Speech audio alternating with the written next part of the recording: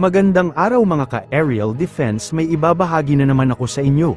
Dahil ngayong araw na ito ay may pag-uusapan tayo tungkol sa depensa, barkong pandigma ng Pilipinas at China muntik magkagulo sa West Philippine Sea. Pero bago tayo magpatuloy, huwag mo muna kalimutan mag-like, share and subscribe.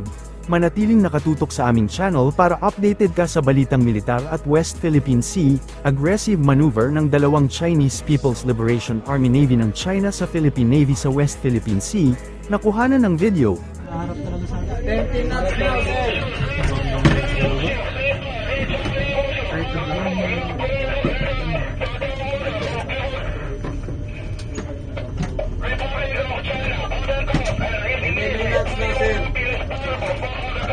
$0.55. 0.55 guys, sir.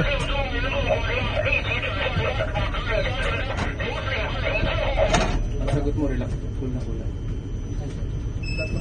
China Warship 57. Yun.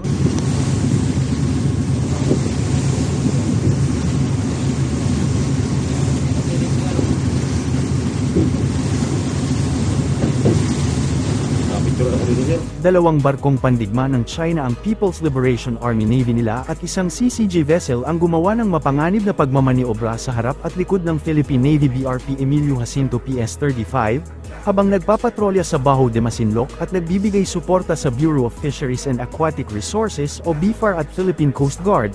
Nang harang pa sa harapan ng BRP Jacinto ang PLA Navy warship na tila ayaw padaanin ang barko ng Pilipinas sa mismong teritoryo ng ating bansa. Ang iresponsable na panghaharas na ito ng mga barko ng China sa karagatan ng Pilipinas sa West Philippine Sea ay hindi na bago, pero sa pagkakataon na ito, maging ang barkong pandigma ng China ay malapitan na ang ginagawang pambubuli ng China sa Pilipinas.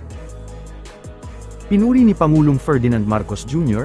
nitong Martes ang Philippine Coast Guard sa pagprotekta sa teritoryo ng bansa at mga karapatan sa soberanya, partikular ang West Philippine Sea, sa oath-taking ceremony ng 29 na bagong na-promote na opisyal ng PCG. Sinabi ni Marcos na ang kanilang patuloy na pagpapatrolya sa Kalayaan Island Group, Philippine Rise, at iba pang maritime zone ay muling pinagtitibay ang hindi natitinag na pangako ng gobyerno sa mga karapatan sa soberanya ng bansa. Inulit ni Marcos ang pagsisikap ng gobyerno na suportahan ang kapakanan ng mga tauhan ng PCG. Perhaps nowhere is your presence more crucial than in the West Philippine Sea. Your continued patrols across the Kalayaan Island Group, the Philippine Rise, other maritime zones reaffirm our unwavering commitment to our sovereign rights. What you are doing is not only protecting territory. What you are doing is not only protecting citizens. You are defining for the rest of the world the territory of the Republic of the Philippines. And having done so, you are defending that territory.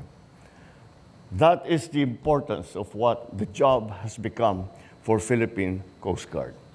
The missions are declarations. We will always stand for what is ours, and we will do so with dignity, with integrity, but with strength. To further support this mission, you have conducted 130 maritime patrols and domain awareness activities. You likewise distributed 36 high-speed rigid boats across PCG districts, reinforcing our rapid deployment and interdiction capabilities. More importantly, you harnessed the power of cooperation, of goodwill, and diplomacy in guarding our territory. You have forged valuable partnerships with the United States, Japan, our ASEAN neighbors through joint patrols and port visits. These are strategic actions that preserve peace, that ensure the freedom of navigation, and protect the livelihoods of our fishermen who rely on these waters. We have made meaningful progress, but we must also recognize that the work is never over. And that is why we are here today. Para sa mas madaming update tungkol sa ating depensa, paki-follow at like muna ng aming page na nasa description na ang link. Dahil nalalapit na ang aming anibersaryo, mamimigay kami ng GCash or load sa maswerteng top fan na mapipili. Kaya i-share at mag-comment sa aming video kung gusto mong mapili. Huwag mo na rin kalimutan mag-like, share and subscribe. Pindutin mo na rin ang bell para updated kayo sa aking mga bagong video. Maraming salamat po.